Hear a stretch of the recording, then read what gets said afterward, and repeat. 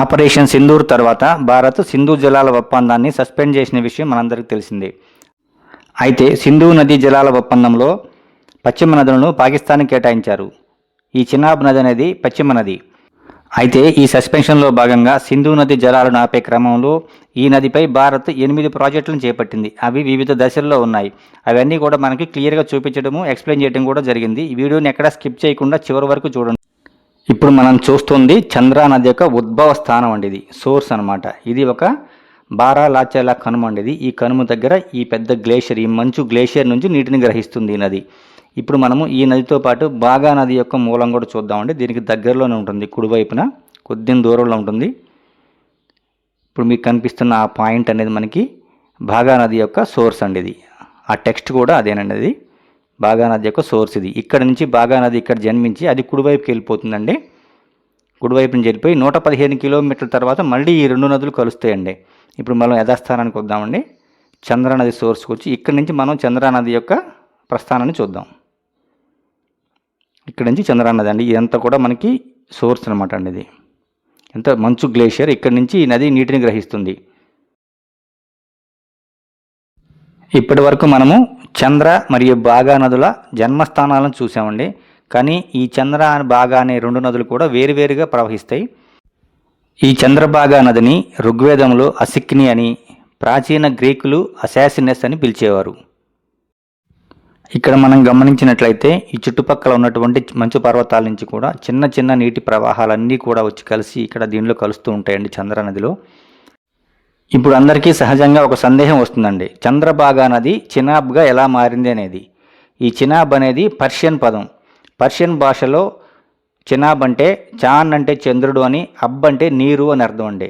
అంటే చంద్రుని దగ్గర నుంచి పుట్టిన నది కాబట్టి దీన్ని చినాబ్గా వ్యవహరించారు. ఈ నది సహజంగా చంద్రతాల్ సరస్సు గుండా ప్రవహిస్తుంది. అందువల్ల దీన్ని చంద్ర నది అని చెప్పి పిలుస్తారు. మీకు ఇప్పుడు ఇది మార్గ మధ్యంలో ఈ చంద్రతాల్ సరస్సును చూపిస్తాను. ఇక్కడ మీరు చూస్తున్నది చంద్రతాల్ సరస్సు అండి. ఇది ఈ సరస్సు గుండా ప్రవహించడం వల్ల దీన్ని చంద్ర నదిగా పిలుస్తారు. అయితే 115 కిలోమీటర్లకు దిగువన ఈ చంద్రా నది మరియు బాగా నది, ఈ రెండు నదులు టాండీ వద్ద కలిసి చంద్రబాగా నదిగా అవతరించి అక్కడి నుంచి చంద్రబాగా నదిగా ప్రవహిస్తుంది. ఇక్కడ మనం చూస్తుంది అటల్ టన్నెల్ అండి. ఇది నేషనల్ హైవే నెంబర్ 3 మీద ఏర్పాటు చేసినటువంటి అటల్ టన్నెల్ అండి. ఇది ఉత్తరం వైపు ఓపెనింగ్. ఇది మనకి దక్షిణం వైపు ఓపెనింగ్ వచ్చేసి మనకి కులు మనాలి ఉంటుంది. అక్కడ బియాస్ నది ఉంటుంది. కులు మనాలి దగ్గర ఉన్నటువంటి బియాస్ నది నుంచి లాహోల్ వ్యాలీలో ఉన్నటువంటి చినాబ్ నది వరకు ఉన్న టన్నెల్ అండి. ఇది 9.02 కిలోమీటర్ల పొడవు ఉంటుంది. ఇది ఈ లాహోల్ వ్యాలీ ప్రాంతంలో చినాబ్ నదిలోని అదనపు నీటిని 8.7 కిలోమీటర్ల సొరంగ మార్గాన్ని ఏర్పాటు చేయడం ద్వారా నీటిని బియాజ్ నదిలోకి మళ్లిస్తారు. ప్రాజెక్టు వ్యయము 2,352 కోట్లు. నిర్మించేది ఎన్హెచ్పిసి. ఈ ప్రాజెక్టు ఇంకా మొబిలైజేషన్ స్థాయిలో ఉంది. ఇక్కడ మనం చూస్తున్నది చంద్రా నదిలో కుడివైపు నుంచి కలుస్తున్న నది బాగా నది. ఈ రెండు నదుల సంగమాన్ని ఇక్కడ చంద్రబాగా సంగమం అని చెప్పి పిలుస్తారు. చంద్ర మరియు బాగా నదుల కలయిక వలన మనకి చంద్రబాగా నది ఏర్పడుతుంది. ఈ నది ఎలా ఏర్పడింది అనే దానికి స్థానికంగా ఒక చిన్న పురాణ గాథ ఉంది. స్థానిక జానపద కథల ప్రకారము చంద్రుని కుమార్తె అయిన చంద్ర, సూర్యుని కుమారుడైన భాగుడి మధ్య ఉన్నటువంటి దివ్య ప్రేమ కథ ఆధారంగా దీనికి ఆ పేరు వచ్చిందని చెప్పని స్థానికులు నమ్ముతారు. ఇక్కడ మనం చూస్తున్నది మియార్ నాళ. భారీ మియార్ హిమనీ నదం నుండి ఉద్భవించిన ఈ నది పిర్పంజాల్ మరియు జన్స్కార్ లోయల గుండా 75 కిలోమీటర్లు ప్రవహించి ఉదయ్పూర్ వద్ద చినాబ్ నదిలో కుడివైపు నుంచి కలుస్తుంది.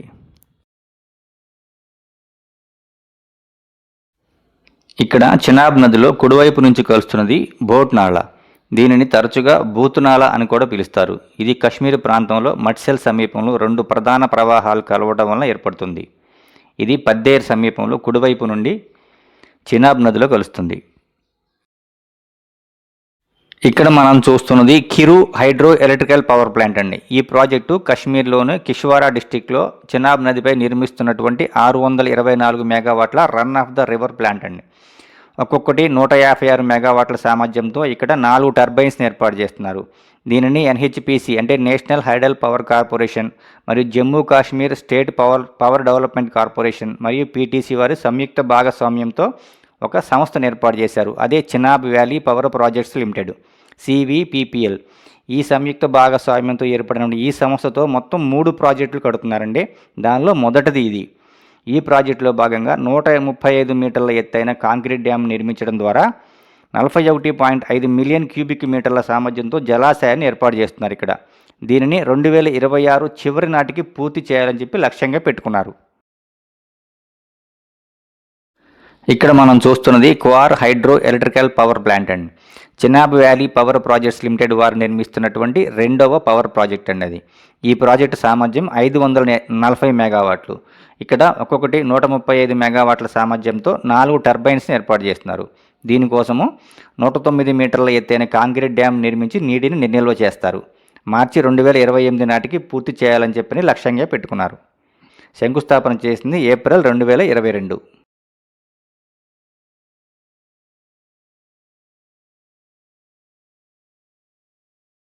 ఇక్కడ మనం చూస్తున్నది దుల్హస్తి డ్యామ్ అండి. కాశ్మీర్లోని కిష్వార్ డిస్టిక్లో చినాబ్ నదిపై 70 మీటర్ల ఎత్తుతో 186 మీటర్ల పొడవు గల గ్రావిటీ డ్యామ్ ఇది.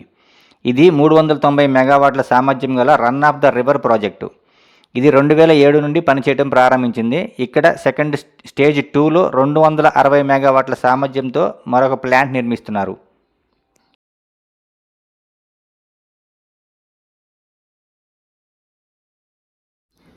ఇక్కడ మనం చూస్తున్నది మరావ్ మరియు చినాబ్ నదుల సంగమం.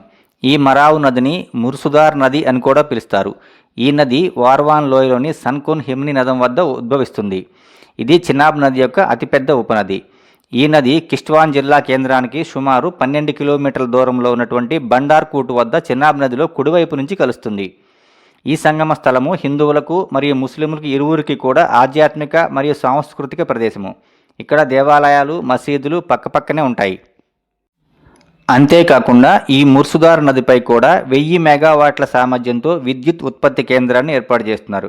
ఇక్కడ నీటి నిల్వ సామర్థ్యం కోసము సింధు నది వ్యవస్థలోనే అత్యంత ఎత్తైన 167 మీటర్ల ఎత్తులో కాంక్రీట్ డ్యామ్ నిర్మిస్తున్నారు.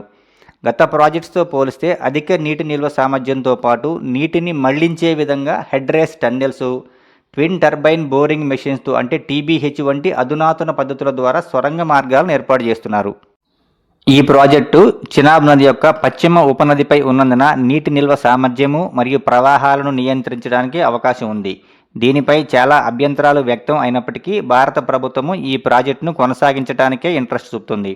ఈ ప్రాజెక్ట్ని 2026 చివరి నాటికి ప్రారంభించాలని చెప్పని టార్గెట్గా పెట్టుకున్నారు.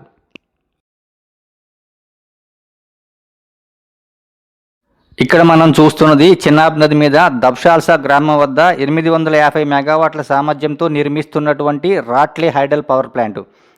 ఈ ప్రాజెక్ట్ నిర్మిస్తున్నది ఎన్హెచ్పిసి మరియు జేకేఎస్పీడీసీఎల్ వీరిద్దరు సంయుక్త భాగస్వామ్యంతో ఈ ప్రాజెక్ట్ నిర్మిస్తున్నారు. దీనిలో భాగంగా ఇక్కడ 130 మీటర్ల ఎత్తైన గ్రావిటీ డ్యామ్ కూడా నిర్మిస్తున్నారు.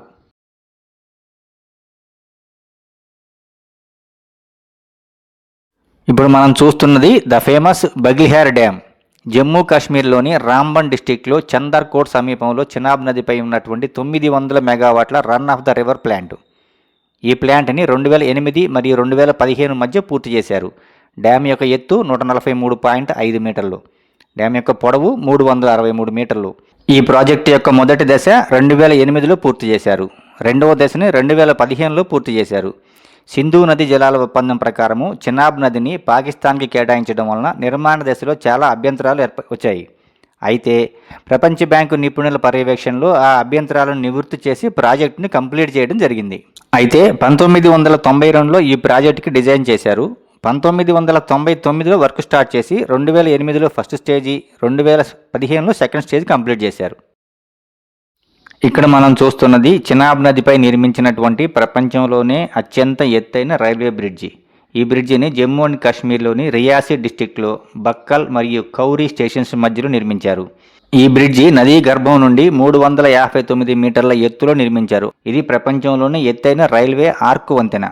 ఈ వంతెన ఈఫిల్ టవర్ కంటే కూడా 35 మీటర్ల ఎత్తులో ఉంటుంది. వంతెన పొడవు 1315 మీటర్లు.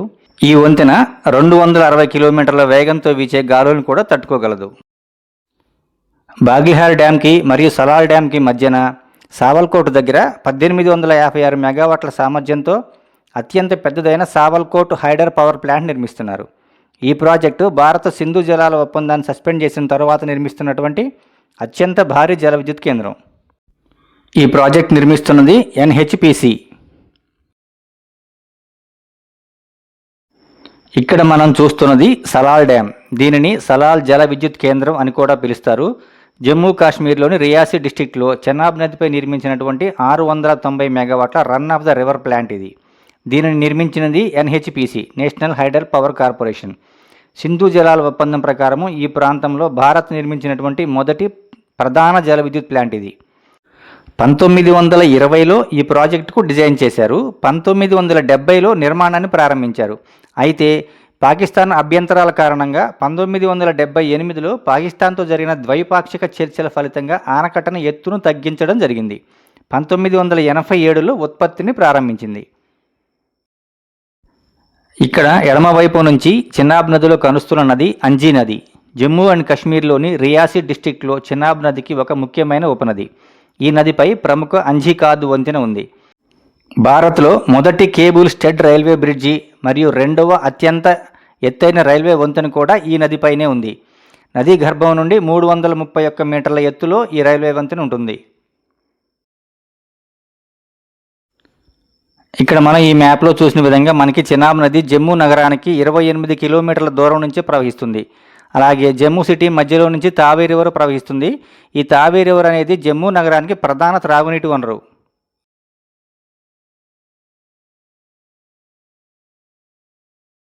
ఇక్కడ మనం చూస్తున్నది చెనాబ్ నది భారత్ నుంచి పాకిస్తాన్లోకి ప్రవేశించే ప్రదేశం అండి.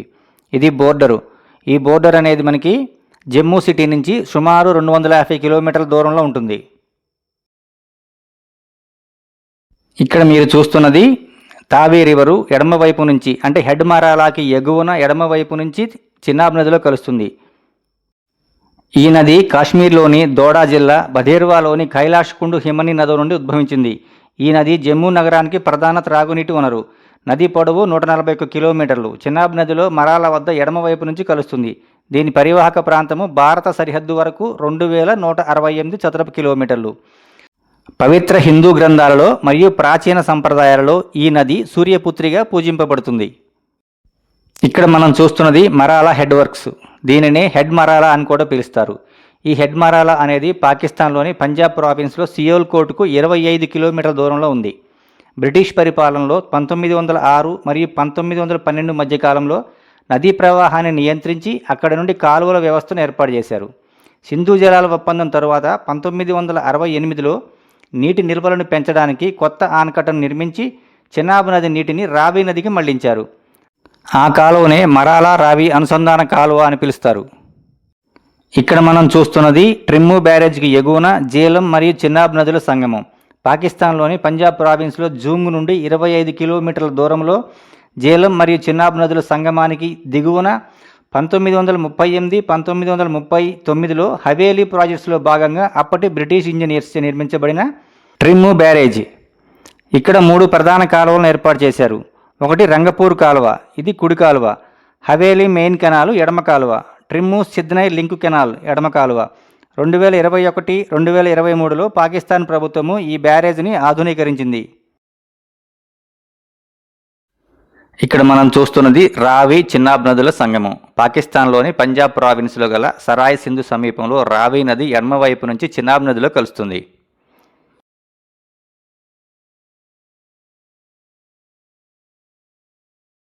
ఇక్కడ మనం చూస్తున్నది సట్లెజ్ చెనాబ్ నదుల సంగమం. పాకిస్తాన్లోని పంజాబ్ ప్రావిన్స్లో బావల్పూర్ డిస్టిక్లోని ఊంచా షరీఫ్ సమీపంలో సట్లెజ్ చెనాబ్ నదిలో ఎడమవైపు నుంచి కలుస్తుంది. ఇక్కడ 3 తూర్పు నదులు అంటే రావి, బియాస్, సట్లెజ్ మరియు 2 పశ్చిమ నదులు చెనాబ్ మరియు జీలం. ఈ 5 నదుల కలయికతో చెనాబ్ నది ఇక్కడ పంజనాద్గా ఏర్పడుతుంది. ఇక్కడ మనం చూస్తున్నది పంజనద్ హెడ్ వర్క్స్.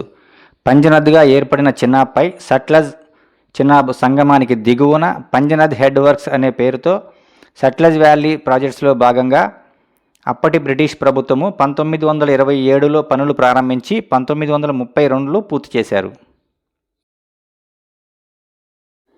పంజ్ నద్ బ్యారేజ్ దాటిన తరువాత 44 కిలోమీటర్లు నైరుతి దిశగా ప్రయాణించి మిధాన్కోట్ సమీపంలో పంజ్ నదిగా చెనాబ్ నది సింధు నదిలో ఎడమ వైపు నుంచి కలుస్తుంది.